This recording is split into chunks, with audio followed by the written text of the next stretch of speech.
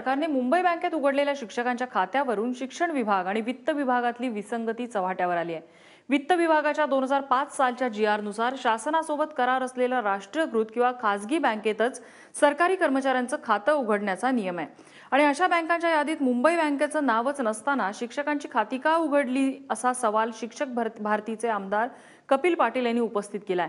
मुंबई बँकेतली खाती बंद करण्याची मागणी करत शिक्षक भारतीने मुंबईच्या जोगेश्वरी मधल्या शिक्षण निरीक्षक कार्यालयाच्या बाहेर निदर्शनं केली।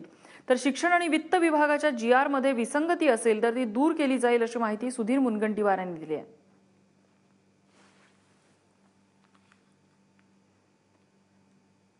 या विसंगतीबद्दल सुधीर मुनगंटीवार यांनी नेमकं काय भाष्य केलेलं आहे आपण पाहूया।